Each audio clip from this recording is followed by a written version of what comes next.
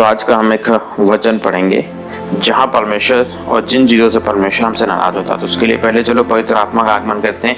Holi spirit, thank you Jesus. धन्यवाद प्यारे पिता परमेश्वर। पवित्र आत्मा आप इसी वक्त हमारे जीवन पे हाजिर हो यीशु मसीह के नाम से, और हमको इस वचन को अच्छी तरह से ब्रीफ करने के लिए ज्ञान दे, बुद्धि दे, और बिना आपके तो कुछ भी संभव नहीं है पावन आत्मा। इसलिए आप सीनियर पास्टर के तौर पे हमारे साथ मौजूद रहें और हमें हर चीज़ों का ज्ञान दे ताकि मैं इसको अच्छी तरह से ब्रीफ कर सकूं।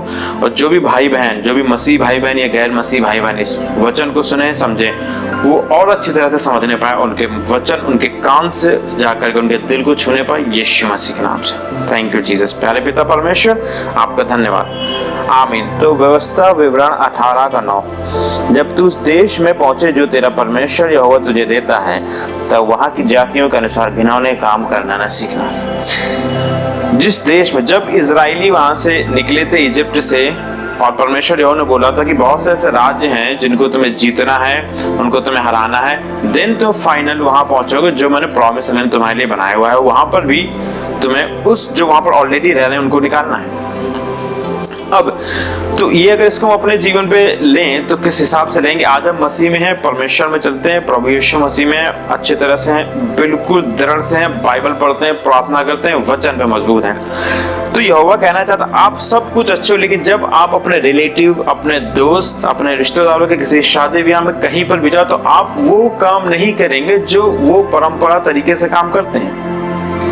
अगर वो मूर्ति पूजा करते तो आपको करना नहीं जाना, अगर वो गाली गलौज देते तो आपको उस चीज को नहीं अपनाना, अगर वो अपने माँ बाप की इज्जत नहीं करते आपको उस चीज को नहीं अपनाना। आपको वो परंपराएं जो ऑलरेडी वो फॉलो कर रहे हैं, आपको उस चीज को फॉलो नहीं करना है।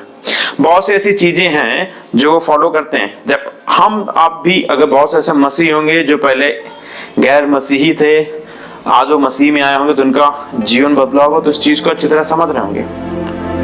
हम उनके साथ जाए, परमेश्वर वो कहता आप जाओ, संबंध रखो, बातचीत करो, कनेक्शन रखो, सब कुछ अच्छा है, लेकिन एक चीज अच्छी नहीं, वो होता है उनकी विधियों को मानना।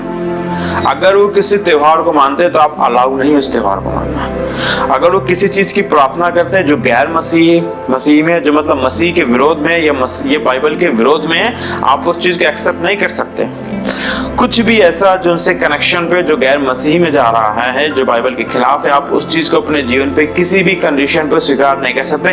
क्योंकि अगर आप स्वीकार करने वाले हैं तो लास्ट में यहोवा ने लिखा हुआ 13 में, तो अपने परमेश्वर यहोवा के सम्मुख सिद्ध बना रहना, और उसके पहले लिखा हुआ 12 में, क्योंकि जितने ऐसे काम करते हैं वह सब यहोवा के सम्मुख घृणित हैं, और इन्हीं घृणित कामों के कारण तेरा परमेश्वर यहोवा उनको तेरे सामने से निकालने पर है। तेरे सामने से निकालने पर क्या? हमारे सामने से उन लोगों को परमेश्वर यहोवा नरक में डालने पर, वो कूड़ा का घर जहां पर गंदगी, दांत पीसना, रोना होगा और आग लगाई जाएगी तो आग जलती रहेगी, कभी बुझाएगी नहीं, वहां पर उनको डालने पड़े। तो सबसे अच्छा काम हमारे लिए ये कि हम उनके लिए एक्चुअल प्रार्थना करें। अगर हम उनसे जाए, हम उनकी परंपरा, उनकी चीजों को एक्सेप्ट ना करके हम अपनी चीजें मसीहत वाली उनको बताना शुरू करें। हम जब उनको बताएंगे तो हमारे साथ वो भी बचाए जाएंगे, वो भी परमेश्वर के राज्य में जय जयकार करते हुए प्रवेश करेंगे। आगे इसके आगे अगर हम पढ़ें तो क्या लिखा हुआ है? तुझमें कोई ऐसा ना हो जो अपने बेटे या बेटी को आग में होम करके चढ़ाने वाला। आग में होम करके पहले चढ़ाया जाता था। आज क्या होता है, पैदा होते हैं हम अपने बेटे बेटी किसी न किसी शैतान के हाथ में दे देते हैं। होम बलि नहीं चढ़ाते, लेकिन पूजा पाठ के जरिए उनके हाथ में दे देते हैं। बहुत से लोग ऐसे करते हैं कि आज से इनके रखवाली ये करेगा, आज से इनके रखवाली ये शैतान करेगा। ऐसे बहुत से नाम हैं शैतानों के जो उनके नाम पर बोलते हैं अपने बच्चों को, आज से आपकी रखवाली, आज से आप इनकी रखवाली करना, या आपकी वजह से, क्योंकि हमने आपकी पूजा पाठ की, आपकी वजह से मुझे आज ये औलाद मिली हुई है, तो आज से ये आपकी औलाद है। और हम बहुतों को, जब हम गैर मसीह थे, बहुतों को माता पिता बोलते थे, बहुत ही दुष्ट आत्माओं को माता पिता बोलते थे, बट एक्चुअल में वो ऐसा नहीं था। तो जो पुराने नियम पे होम बलि करके चढ़ाया जाता था, आज वो इस तरह से हम अपने बच्चों को चढ़ाते हैं, जो हमें नहीं करना चाहिए। ये भी गैर मसीही ही करता है। अभी मसीहत में तो कोई ऐसा नहीं जो करता होगा। अगर वो करता है तो भाइयों बहनों आप पाप में जा रहे हो, आपको बचना है। गैर मसीहत में है तो कोई ऐसा करता है, आपको उसे समझाना है, उसको चीज से बाहर निकालना है और बचाना है। आगे इसके आगे लिखा हुआ है होम करके आगे चढ़ाने वाला, या भावी कहने वाला, या शुभ अशुभ मुहूर्तों का मानने वाला, ये टोना या तांत्रिक ना हो। भावी कहने वाला मीन्स फ्यूचर बताने वाला। फ्यूचर कौन बताता है? कुंडली पढ़ने वाला, एस्ट्रोलॉजर, सितारों को गिनते हैं, बाबा तांत्रिक या सिद्ध बाबा तांत्रिक जो होते हैं, जो पूजा पाठ करते हैं, वो बताते हैं। अब इनका बताने का तरीका क्या होता है? शैतान तुम्हारे सितारों को पढ़ सकता है और उसके जरिए उसने कुछ चिन्ह वगैरह दे रखे हैं, और शैतान के राज्य में चिन्हों से ज्यादा काम होता है, ये आप सब जानते हो। जो भी बाबा तांत्रिक के क्या आते जाते हैं तो सब वो चिन्ह के जरिए काम करते हैं। तो शैतान आपके सितारों को पढ़ सकता है और आपके फ्यूचर को बता सकता है, तो उससे तो हमें बचना है।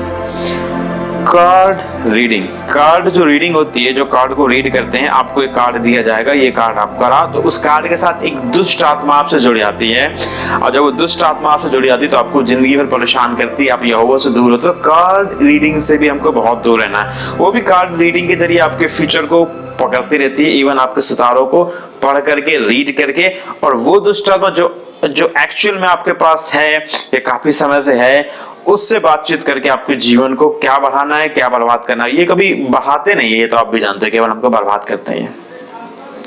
कार्ड रीडिंग का तो ये ऑप्शन हुआ। अब जो थर्ड है वो होता है किसी बाबा तांत्रिक के यहाँ जाना और उससे पूछना कि मेरे जीवन पे 4 साल पहले ये हुआ था, क्यों हुआ था, ये मेरे घर में बीमारी आ रही, क्यों आ रही। आपके घर में बीमारी छोटी हो या बड़ी हो, दुष्ट आत्मा हो या ना हो, हालांकि हर बीमारी के पीछे कोई ना कोई डीमन होता है। मैं आपको ऐसे बता रहा हूँ, आप जब भी बाबा तांत्रिक के यहाँ जाओगे ना, वो आपसे बोलेंगे आपके पीछे कोई जिन लगा है, जिन्नात लगा है, भूत लगा, और आपके घर वालों ने ही कराया है कुछ ना कुछ। वो ये नहीं बोलेगा बाहर वालों ने कराया, आपके घर वालों ने ही कराया, क्योंकि डीमन ये जानबूझ करके बोलता है आपके घर वालों ने कराया, क्योंकि वो भेदभाव पैदा करना चाहता है। वो चाहता है आपके जीवन पर लड़ाई हो, भेदभाव हो। आप देखो, जब गोलियत खड़ा था इजरायली सेना के सामने, तो वो चाहता था एक लोग मुझसे आकर के लड़े, वो पूरी सेना को नहीं चाहता था। वो यानी शैतान भेदभाव में विश्वास रखता, वो चाहता है कि अगर ये एक साथ होकर के आएंगे तो मुझ पे हावी हो जाए, लेकिन एक करके आएगा तो मैं मार दूंगा। तो कभी भी आपको एकत्रित, एक साथ एकजुट नहीं होने देगा। वो परिवार है कुछ, तो वो कहीं ना कहीं आपके घर वालों का नाम लेगा, भले उन्होंने कुछ ना किया हो, वो निर्दोष हैं, लेकिन आपके दिमाग को ऐसा बना देगा, ऐसा भर देगा, धीरे धीरे छड़ी छड़ी मार के ऐसा ठोक देगा कि आपको अपने भाई पर, अपनी बहन पे आपको शक होने लगेगा। ये दुष्ट आत्मा जो बहुत खतरनाक तरीके से हमारे जीवन पे काम करता है। अब वो दुष्ट आत्मा कैसे काम करता है उसके लिए भी हम देखते हैं। बहुत से लोगों के यहाँ ऑलरेडी पुरखों से या उनके पहले से या हमारे समय से क्या होता है कि सब कोई ना कोई एक कुल में उनका शैतान होता है जिनकी पूजा पाठ होती रहती है। और जो तुम्हारे कुल का शैतान है, हजारों सालों से, 500 सालों से, 200 सालों से, ये तुम्हारे दादा परदादाओं के समय से तुम्हारे साथ है, तो उसको एक एक सेकंड, एक एक पल की जानकारी है तुम्हारी। बिल्कुल एक एक सेकंड, एक एक पल की जानकारी होगी। जब वो दुष्ट आत्मा बाबा तांत्रिक जिसके अभी आप जाओगे, वो अपने दुष्ट आत्मा से बोलेगा इसके पास्ट के बारे में बताओ, वो तुरंत तुम्हारे उस दुष्ट आत्मा से कनेक्ट करेगा और वो तुम्हारे पास्ट के बारे में बताना शुरू कर देगा, क्योंकि वो ऑलरेडी देख रहा है। एक दुष्ट आत्मा एक समय पर एक ही जगह हो सकता है, ये आप सब जानते हैं, बाइबल कहती है। अब वो तुरंत देख रहा होगा, अब वो उसको बताएगा, बाबा, वो दुष्ट आत्मा उस तांत्रिक को बाबा को बताएगी, वो आपको बताएगा और आपको लगेगा वाह, उसको तो मेरा फ्यूचर पता है, इसको तो मेरा पास्ट पता है, इसको वो चीजें पता है जो मुझे नहीं पता। क्योंकि डीमन आपके साथ था, वो सब ऐसी सी गुप्त चीजें जो आपने अंधेरे में की और उजियाले में की, वो सब देख रहा था, उसे सब पता है। ऐसी चीजें जो आपने किसी से डिस्कस नहीं की हैं, वो भी आपको बता देगा। क्यों? क्योंकि डीमन सब देख रहा था, और डीमन उस डीमन से बताएगा, वो डीमन उस बाबा तांत्रिक से बताएगा, वो आपसे बताएगा, आपको लगेगा वाह, ये तो फ्यूचर जानता है, ये तो पास्ट जानता है, ये सब जानता है। अब फ्यूचर की बात है, कोई डीमन तुम्हारा फ्यूचर प्रिपेयर नहीं कर सकता, केवल ये होगा के वो तुम्हारे फ्यूचर में बदलाव, उतार चढ़ाव ला सकता है, या फ्यूचर में जो बोलेगा वो करने की कोशिश करेगा। अब कैसे? एग्जांपल के तौर में आपने बाबा से पूछा अगले 2 महीने बाद मैं इंटरव्यू देना, क्या मेरी नौकरी लगेगी? और वो डीमन तुरंत उस डीमन से कनेक्ट करेगा, 2 महीने ये इंटरव्यू देने वाला है, इसका प्लान है, तेरा क्या प्लान है, क्या तू उसे नौकरी लगवाएगा? डीमन बोलेगा यस मैं नौकरी लगवाऊंगा, लेकिन एक शर्त में उसके लिए ये पूजा पाठ इसको करनी पड़ेगी, तो मैं नौकरी लगवा दूंगा। क्योंकि डीमन को तो तुम्हारे साथ कॉन्ट्रैक्ट को और मजबूत करना है, तुम्हारे साथ रिश्ते को और मजबूत करना है, तो वो कुछ ना कुछ लेन देन का काम तो करेगा ही। रिश्ता हमारा तभी मजबूत होता है किसी से जब उससे हम बात करें, उसके साथ कनेक्ट रहें, उसके साथ लेन देन करें, उसके साथ खाने पीने में इन्वॉल्व हो। ऐसे डीमन चाहता है आप उसके साथ इन्वॉल्व हो, तो तुरंत बाबा आपको बोलेगा ठीक है, आप ये प्रार्थना, ये पूजा या ये बलि चढ़ा दो, आपका अगले 2 महीने में जॉब लग जाएगी। और वो डीमन फिर आपको 2 महीने में जॉब दिलाएगा। ये कुछ भी यहोवा की ओर से नहीं अभी तक, ये सब कुछ डीमन की ओर से। लेकिन याद रखना, शुरू में प्रभु ने क्या बोला, वो चौड़ा है वो मार्ग, आसान है वो मार्ग जो नरक की ओर जाता है। तो ये मार्ग तो बहुत आसान लग रहा है, बड़ी आसानी से हमने बाबा से पूछ लिया, उसने हमारा पास्ट बता दिया, बड़ी आसानी से उसने बता दिया कि ऐसा ऐसा करो तुम्हारे फ्यूचर में संपन्न हो जाएगा, तुम्हें जॉब ले देगा। लेकिन उसके बाद क्या कष्ट आएगा और क्या कष्ट से हम जा रहे हैं, लेकिन उस कष्ट का निवारण वो नहीं बताएगा, क्योंकि उस कष्ट को देने वाले ही ये दुष्ट आत्माएं हैं, और दुष्ट आत्माओं की वजह से तुम्हें कष्ट हो रहा है। इसलिए यहोवा कहता है भावी कहने वाले दुष्ट आत्माओं से दूर रहो, क्योंकि ये तुम्हारे दिमाग को बहका देंगे और तुमको यहोवा से दूर करेंगे और तुमसे पूजा पाठ प्रार्थना करा करके तुम्हारे साथ और अपने कॉन्ट्रैक्ट को और बढ़ा देंगे। उस पेपर में तुम्हारे साइन लेकर के अपने कॉन्ट्रैक्ट को बढ़ा देंगे और फिर यहोवा से बोलेंगे मेरे से तो ऑलरेडी ही कॉन्ट्रैक्ट है, आप क्यों बीच में आ रहे हो। इसने खुद कॉन्ट्रैक्ट किया है और बताया हमको यहोवा ने फ्री विल, फ्री इच्छा से छोड़ रखा है यहाँ पे। हमारी इच्छा हम जो करना चाहे, हमें कोई भी रोकने टोकने वाला नहीं है।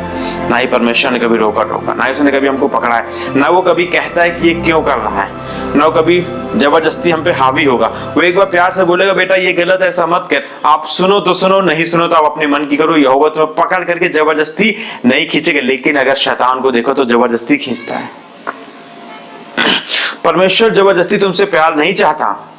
वो कहता प्यार करना खुल के कर, दिल से कर, जैसे मैंने तुझसे अपना प्यार किया, जैसे मैंने जगत से ऐसा प्यार किया कि अपना इकलौता पुत्र तुमको दे दिया, जो तुम्हारे लिए मर गया, सूली पे चढ़ गया। एक्चुअल में वो देखो खुद परमेश्वर था, तो उसको किसी ने खींचा नहीं, उसको किसी ने बुलाया नहीं, उसने खुद तुमसे प्यार किया और आया इस दुनिया पे।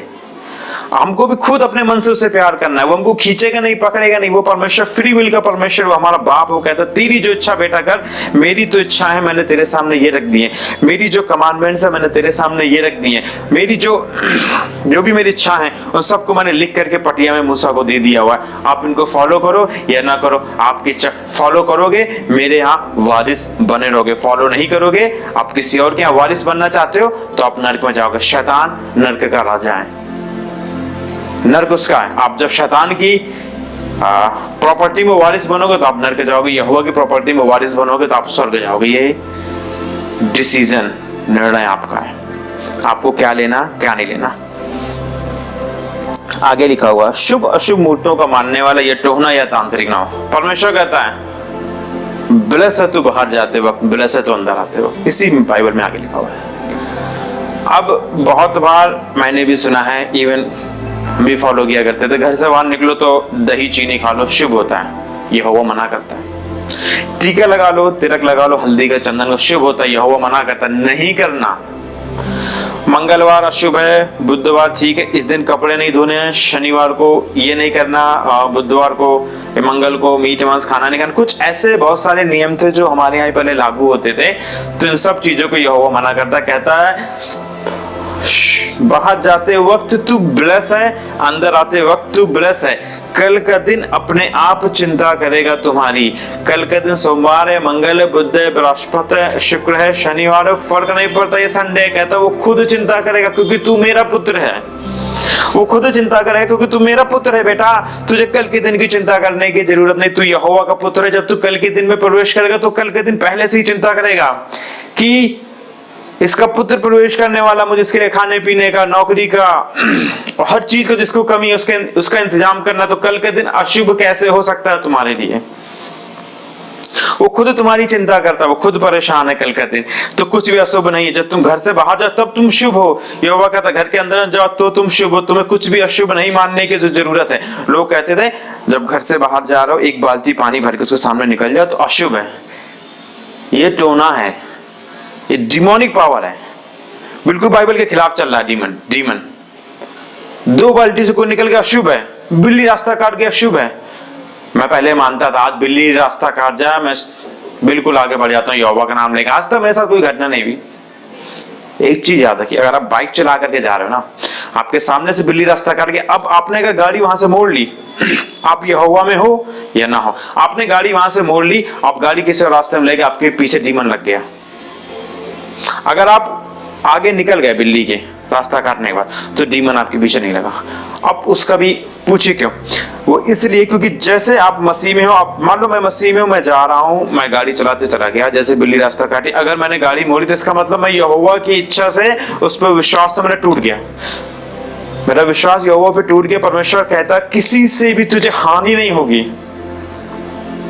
और ना कोई डीमन तुझ पे हावी होने पाएगा, न दिन को उल्टा उड़ती न रात को महामारी तुझको छूने पाएगी। कोई भी डीमन तू नाग और बिच्छू को कुचलेगा।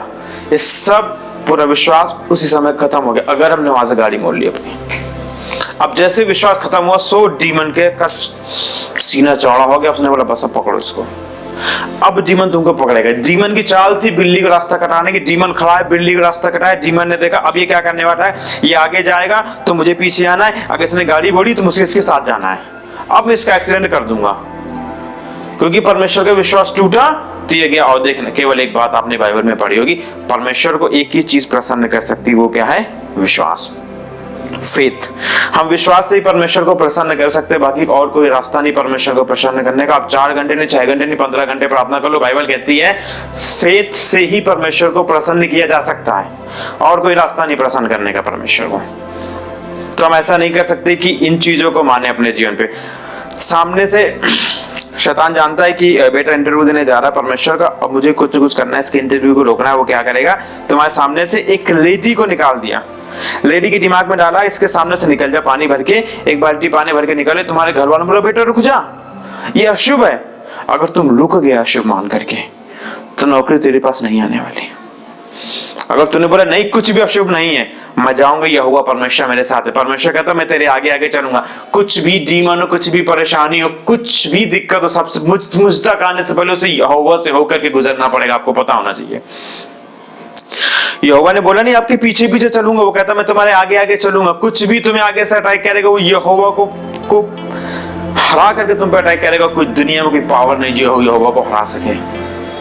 शैतान की भी जान यहोवा की मुट्ठी में है। जो हमको तुमको परेशान करता है उसकी डोर यहोवा की मुट्ठी में। जिस दिन यहोवा उस डोर को खींच देगा शैतान उस दिन खत्म हो जाएगा।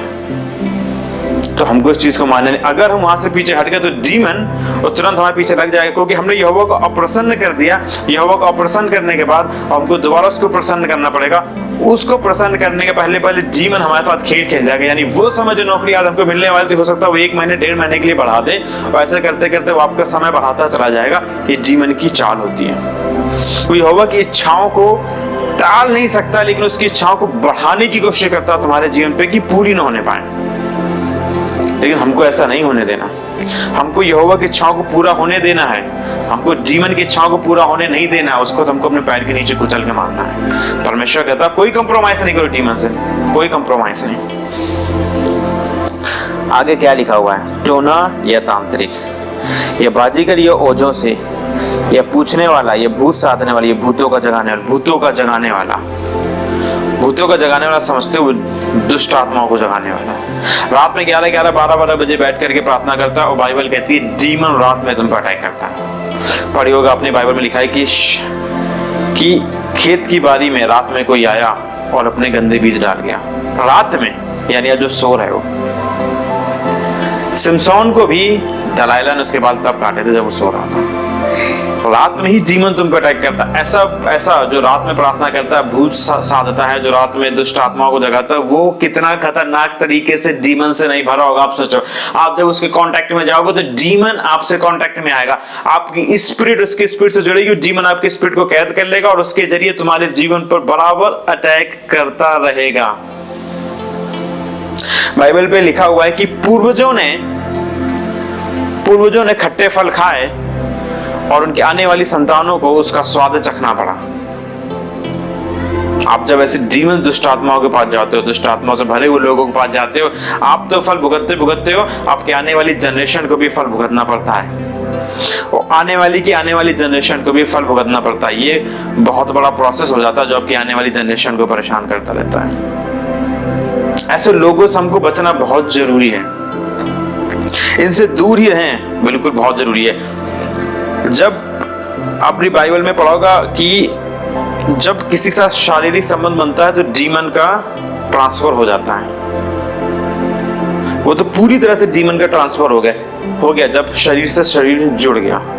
अब शरीर से शरीर नहीं जुड़ा, लेकिन आपको उससे कनेक्शन है। आप जब बाबा तांत्रिक के पास गए तो आपकी बॉडी उससे नहीं जुड़ी, लेकिन आपको उससे कनेक्शन है। डीमन फुल आपके ऊपर अधिकार रखे ना रखे, लेकिन कुछ परसेंट आपके ऊपर अधिकार रखता है वो, और कुछ परसेंट अधिकार उसने आपके ऊपर रख लिया तो आपके जीवन पे तबाही जरूर मचाएगा।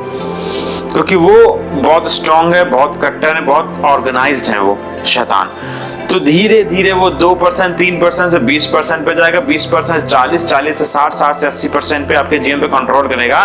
लेकिन यहोवा कहता है अगर वो 99% भी कंट्रोल कर लेगा, 1% अगर तू अपनी इच्छा में है तो वो डीमन को बाहर निकालेगा। जैसे वो 2000 दुष्ट आत्माएं उसके अंदर थी और प्रभु यीशु मसीह के सामने उसको आने से रोक न सकी वो 2000 दुष्ट आत्माएं, क्योंकि उस मनुष्य की इच्छा थी कि मैं इसकी प्रार्थना करूं। जैसे वो गिरा, उसने प्रार्थना की, प्रभु यीशु ने डीमंस को निकाल दिया। मनुष्य की इच्छा को डीमंस रोक नहीं सकते, ये तो स्ट्रॉन्ग बाइबल बताती है। हमको इस चीज को समझना, हमको ऐसे लोगों से दूर रहना जो दुष्ट आत्माओं से भरे हैं, जो बुरी बुरी हरकतें करते हैं, बुरे कार्य करते हैं, जो यहोवा की निगाह में घृणित, हमको इनसे दूर हटना है। हमको इनको परमेश्वर के बारे में बताना जरूर है, लेकिन इनकी संगति से दूर रहना है, इनके कार्यों से दूर रहना है, इनकी चीजों पे हमको अटैच नहीं होना है। वो रात में जो मूर्ति, जो रात में जो भूत साधने वाला है, जो रात में भूतों को जगाने वाला है, अगर हम उससे अटैच में रहेंगे, उसको यहोवा के बारे में बताएंगे तो डीमन अटैक नहीं करेगा। लेकिन अगर हम उससे अपना कुछ कार्य कराएंगे या उससे कॉन्टेक्ट, खाने पीने की चीजें शेयर करेंगे, तो कहीं ना कहीं अब डीमन हमारे जीवन पे आने वाला है। तो यहोवा के वचन बताना अलग है, आपको बताने, लेकिन अगर आप उनसे कांटेक्ट रखोगे जिससे आपकी आत्मा उनसे जुड़ सके, वो बहुत गलत है। बहुत बार ऐसा होता है, ड्रीम पे हमने देखा हमारे रिश्तेदार हमको दिख रहे हैं, कुछ मरे लोग हमको दिख रहे हैं, क्योंकि हमारी आत्मा का कुछ पार्ट, कुछ भाग उनसे कनेक्ट है, इसलिए वो दिखते हैं। ऐसे बहुत से पुराना दोस्त जो बहुत समय पहले हमारा दोस्त था, लेकिन आज वो अचानक हमको ड्रीम पे दिख गया, इसलिए क्योंकि हमारी आत्मा उससे कहीं ना कहीं कनेक्ट है। भले हमने उसको 10 साल से याद न किया हो, अचानक से दिखना मतलब आत्मा कनेक्ट है, और कहीं ना कहीं वो डीमन हमारे जीवन पे अब अटैक कर रहा है, अब हमको परेशान करेगा। आगे लिखा है 12 में, क्योंकि जितने ऐसे ऐसे काम करते हैं वे सब यहोवा के सम्मुख घृणित हैं, और इन्हीं घृणित कामों के कारण तेरा परमेश्वर यहोवा उनको तेरे सामने से निकालने पड़ा है। तो अपने परमेश्वर यहोवा के सामने सिद्ध बना रहे, रहने के लिए यही चीजें यहोवा ने यहाँ पर बोली हुई हैं। व्यवस्था विवरण 18 और 9 से लेकर के 13 तक। तो 9 से लेकर के 11 तक जो भी चीजें हैं, इन चीजों को हमको फॉलो नहीं करना है, इन चीजों को हमको नहीं मानना। आप परमेश्वर के पुत्र हो, आप इस जगत के नहीं, आप परमेश्वर के पुत्र हो। आप स्वर्ग में ना बीमारी है, ना जादू टोना करने वाला है, ना दुष्ट आत्मा है, ना भूत है, ना प्रेत है, ना कोई मूर्ति पूजा करने वाला। वहां पर एक ही है, प्रेम से रहने वाले, पावरफुल, सामर्थी और यहोवा परमेश्वर की आराधना प्रार्थना करने वाले। आप स्वर्ग से बिलोंग करते हो, आपको स्वर्ग की चीजों को अपने जीवन पे अपनाना है, ना कि इस जगत की चीजों को। सिंपल सा यहोवा हमसे ये कहना चाहता है इस वचन के द्वारा, हमको स्वर्ग की चीजों को अपनाना। स्वर्ग में क्या होता है क्या नहीं होता, हमको उसको अपनाना है। स्वर्ग में ना बीमारी है, ना कैंसर है, ना कोविड-19 है, ना कोई टाइफाइड है, कोई भी ऐसी बीमारी नहीं जो स्वर्ग में। ना लड़ाई झगड़ा है, ना वहाँ पे कोई दारू पीता है, ना वहाँ पे कोई जादू टोना करता है, ना वहाँ पे कोई भूत को साधता है, ना वहाँ पे कोई लड़कियों को छेड़ता है, ना वहाँ पे कोई घर वालों को गाली देता है, ना कोई परेशान करता है किसी को। सब प्रेम से रहना पसंद करते हैं। तो हमको स्वर्ग की चीजों को अपने जीवन पर लाना है, ना कि इस धरती की। हमको इस जगत से दूर रहना है, क्योंकि हम इस जगत के नहीं, हम स्वर्ग के हैं। ये तो कुछ ऐसा है हमारे जीवन पे कि हम किसी होटल पे रहने जाएं, सामने एक बहुत अच्छा बीच हो, बीच में बढ़िया होटल हो, उस होटल पे हम रह रहे हैं 10 दिन, 15 दिन, 20 दिन, 1 महीने, 2 महीने रह गए, फाइनल हमको लौट के अपने घर तो आना ही है। ऐसा ये धरती है हमारे लिए। 10 साल, 50 साल, 60, 70, 80, जब तक हम यहाँ पर यहोवा चाहता हम रहेंगे। इसके बाद हमको वापस लौट के तो स्वर्ग ही जाना है, अगर हम अच्छे काम करेंगे तो। अगर उस होटल में हम अच्छे काम ना करेंगे ना, तो हमको पुलिस उठा के ले जाएगी और जेल में डाल देगी, सड़ा देगी।